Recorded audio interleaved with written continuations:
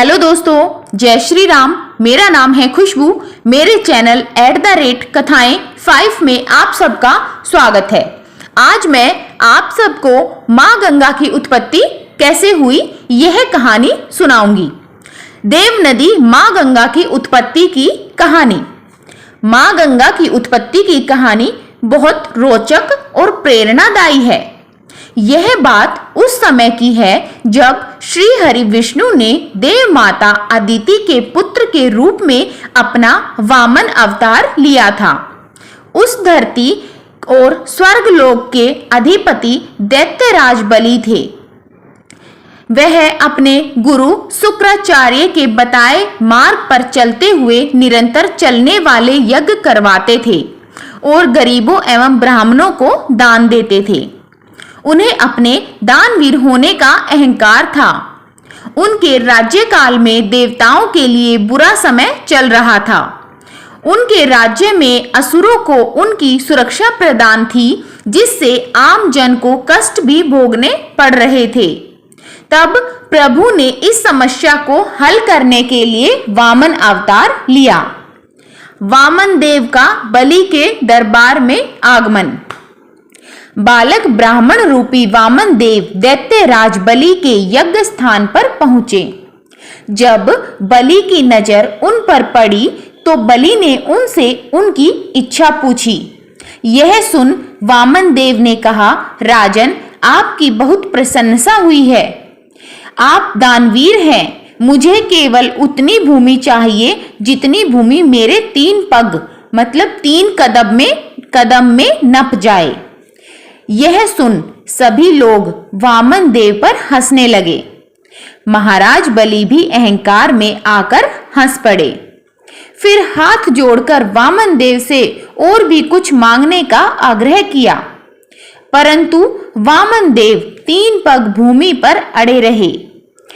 ब्राह्मण बालक से महाराज बलि ने कहा, दान के लिए आश्वस्त कर, मैं पीछे नहीं हटूंगा। आखिर मैं दानवीर हूं, ऐसा तो आपने भी कहा है भगवान। मैं आपको आपकी नापी हुई 3 पग भूमि दान करने का संकल्प लेता हूं। जैसे ही राजा ने संकल्प लिया, वैसे ही वामन देव ने विराट रूप धारण किया और लोग भयभीत होकर इधर उधर भागने लगे। वामन देव ने एक पग में धरती और दूसरे पग में आकाश को नाप दिया और फिर तीसरे पग के लिए अपने पैर उठाए और बलि की ओर देखा। तभी बलि ने हाथ जोड़कर अपने घुटनों के बल बैठकर कहा, हे प्रभु, तीसरे पग में आप मुझे नाप लें और मुझ पर भी स्वामित्व स्थापित कर लें। यह रहा मेरा मस्तक, आपकी सेवा में आप मेरे मस्तक पर पग धरें। जब प्रभु आकाश को नाप रहे थे, तभी उनके पैर का अंगूठा ब्रह्मांड में टकराया और वहीं से दिव्य जल बहने लगा, जिससे प्रभु श्री हरि के चरण कमल धुले। जो दिव्य जल की धारा जैसे ही प्रभु के चरण धोकर नीचे की ओर गिरा, तभी ब्रह्मा जी ने उस जल की धारा को अपने कमंडल में धारण कर लिया और यही जल धारा ब्रह्मा जी की पुत्री गंगा कहलाई। ये जलधारा श्री हरि विष्णु के पैर यानी पद से टकराकर निकली, इसलिए देवी गंगा को विष्णुपदी भी कहते हैं। भागीरथी।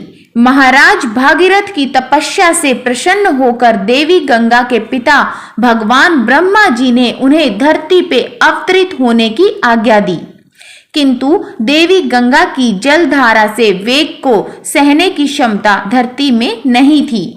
इसीलिए कैलाशपति प्रभु शिव ने उन्हें अपनी जटाओं में धारण किया और इसलिए देवादिदेव महादेव को गंगाधर भी कहते हैं।